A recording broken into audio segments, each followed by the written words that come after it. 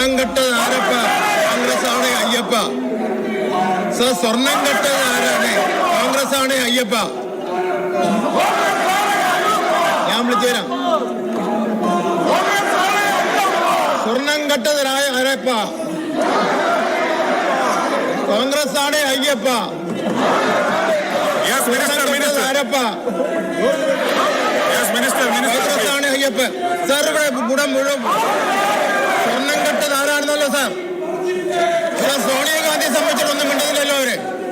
സോണിയാഗാന്ധി 2 പ്രാവശ്യം സ്വർണം കെട്ടവർ കാണാൻ പോയതിനെ പറ്റിയൊന്നും മിണ്ടുന്നില്ലല്ലോ സാർ. സോണിയാഗാന്ധി അറസ്റ്റ് ചെയ്ത് ചോദ്യം ചെയ്യണം.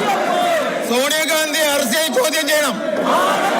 സോണിയാഗാന്ധിയുടെ വീട് റെയ്ഡ് ചെയ്യണം. സോണിയാഗാന്ധിയുടെ വീടുണ്ട് സാർ.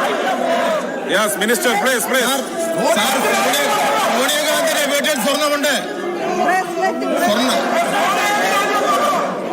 സാർ.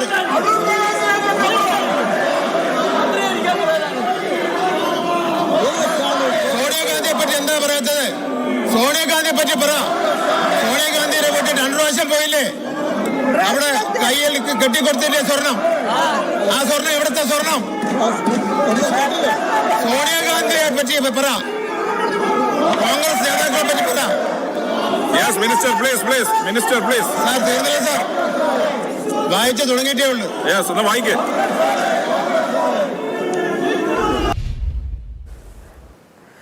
തുടങ്ങിയിട്ടേ ഉള്ളൂ എന്നാണ് വി ശിവൻകുട്ടി പറയുന്നത്. സോണിയാഗാന്ധിയുടെ വീട്ടിൽ റെയ്ഡ് വേണം, സോണിയാഗാന്ധിയെ ചോദ്യം ചെയ്യണം, അറസ്റ്റ് ചെയ്യണം. ഇതാണ് മന്ത്രി വി ശിവൻകുട്ടി പറയുന്ന കാര്യം.